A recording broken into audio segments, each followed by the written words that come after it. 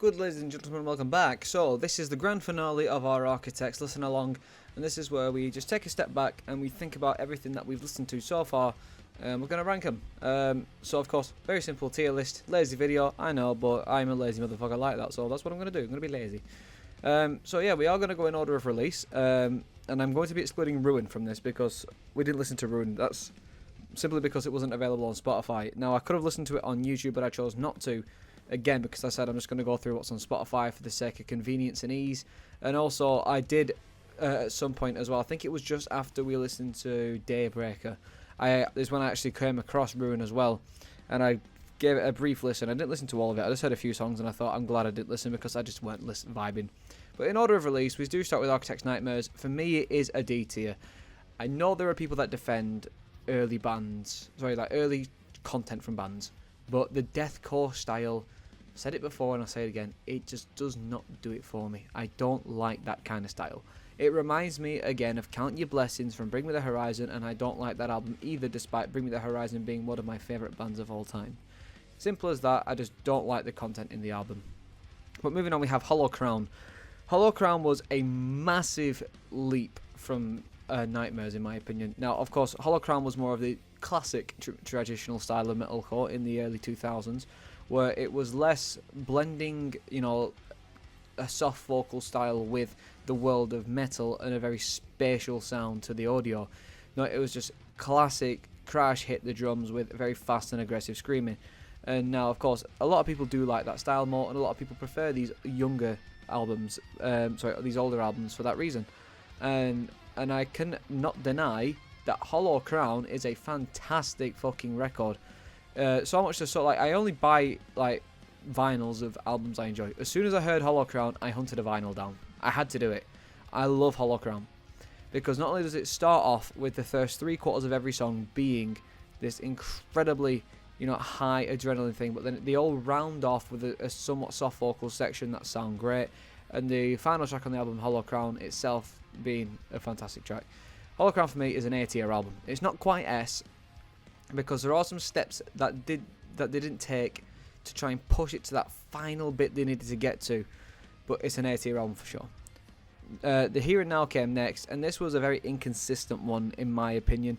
Again, they have some I think with the Here and Now, they have a few soft songs such as Heartburn and Open Letter to Myself, and those two songs are my favourite two songs on the album, and the only two that I really still listen to.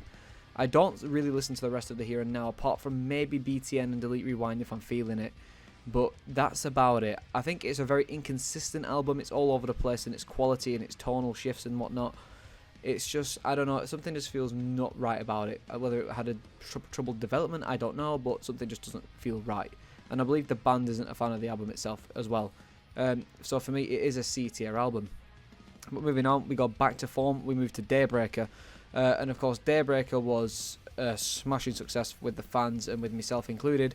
I had heard a song called Black Blood from the expanded or deluxe edition, whatever they called it, way before I heard the rest of the album. And when I heard the rest of the album, I enjoyed it a lot, or even some other songs like Blood Bank and whatnot. But of course, you have the actual songs on it like Daybreak and These Colours Don't Run, which are fucking great metalcore songs, and I like them a lot.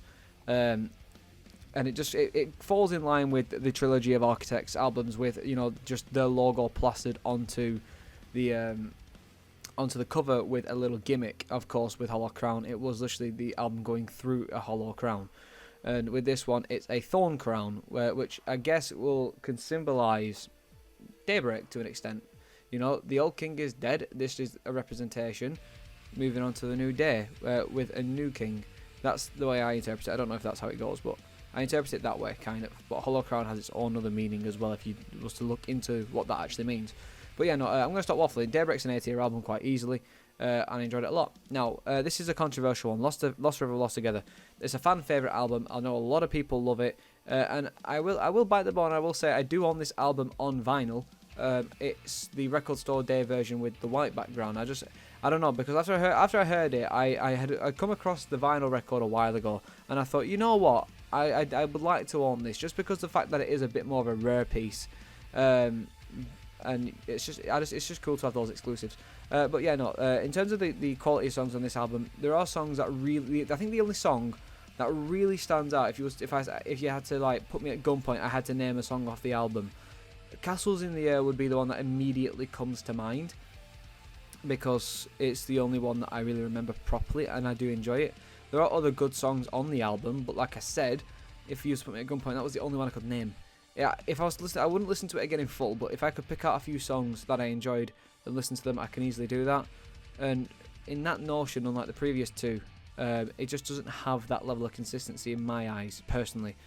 And it's a B tier album for me. Again, like I said, potentially controversial, because I know it's got its fans, but I'm not one of them, unfortunately. Now, moving on to All Our Gods Have Abandoned Us. In my opinion, one of the greatest metalcore records ever written. From start to end, it just makes you feel something. The adrenaline is fantastic. The soundscope's great. The messages are really well, written into the lyrics. And speaking of the lyrics, I think it's probably their best lyrical album as far as that goes. The way that Sam Carter's vocals begin to expand and just continue to grow into something unique and special.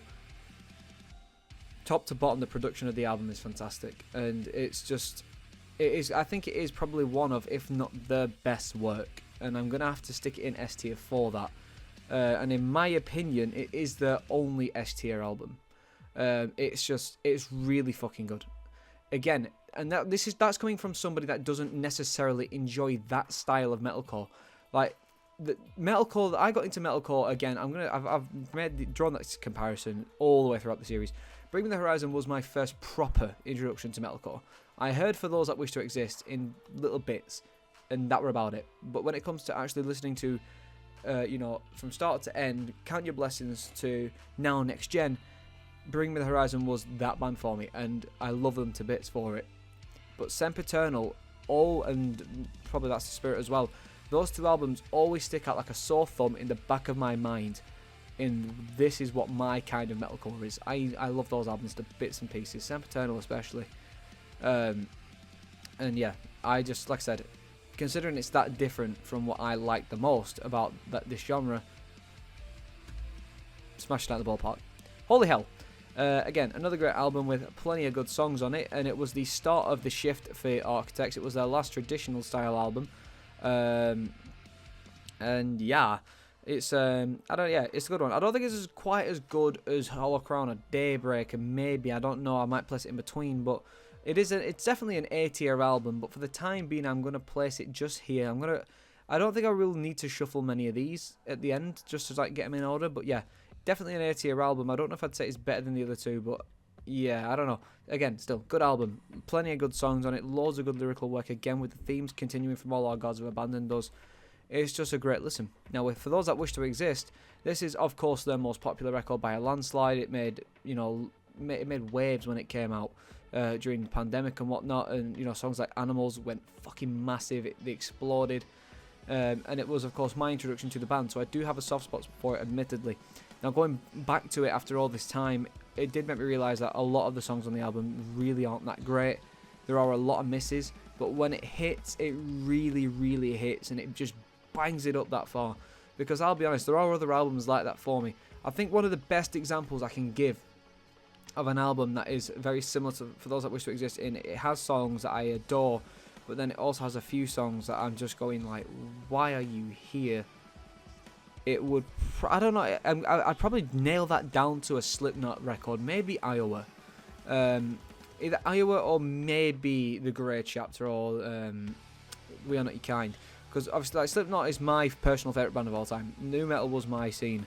And, going through Slipknot's discography, I do that a lot. And I'm going to be revisiting it again towards Christmas time before I go see them in person and obviously in show and stuff, in concert. And I will say that there are a few songs on Iowa where I just think, skip. There are some pelters, don't get me wrong, but for the most part, there's just, I don't know, there's a few that I just don't get on with. And that is reigning absolutely true for this album, because when it hits hard with a Black Lungs, An Ordinary Extinction, Animals, did I say Impermanence already? I don't remember. Discourse is Dead. Those kind of songs, the big songs on the album, I love to bits. But when it comes to, the bad songs, like Dead Butterflies, and that one vocal song, the last track on the album, I don't like those songs at all. But it is still an A tier record, don't get me wrong. but it's just not. I don't know. It's just the bad songs do weigh it down a lot, but the good songs lift it to a high pedestal to stop it from being borderline B tier. So yeah, I don't know. It's a strange one for me. But then when you get to the one that we just covered, being the classic Symptoms of the Broken Spirit, yeah, I don't really like this record. I think it's got about, probably say, 2 good songs on it, maybe 3 at a push, and those being A New Moral Low Ground first and foremost. There was another one that I said I enjoyed as well. I'm just trying to think of its name off the top of my head, and it's just not coming to me, so I'm just going to have to keep waffling while I boot up Spotify to try and find its fucking Living is Killing Us. I enjoyed that one. And then other than those 2, I'd probably say Spit the Bone, but they're about the only good songs on the album. I don't really like the rest of them that much because they're either just an average song or they're just bad. I think it is definitely a C tier album, and it's a big shame because they were progressing so well and obviously they had that dip. But the future of Architects looks bright because Seeing Red and Curse were fantastic singles, as I said, and I'm excited to see what they do next album-wise. But if you wanted to know what I thought about every album in a condensed format instead of watching all the reaction videos, and you just want to watch, this is background noise for a lot of people, there you go. That is my ranking. And to just organise this A tier really quickly, I would probably put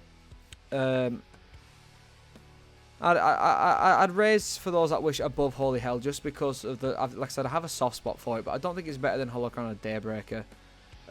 But yeah, no, that looks about right. That is my Architects ranking. But if you obviously we exclude Ruin. But yeah, if you have different opinions, which you probably do, let me know in the comments. It's always nice to have discussion about these things. And I just see if you agree with me or not. But yeah, thanks a ton for watching in, listening, or even playing along if you do that sort of shit. And I will hopefully catch you at another video.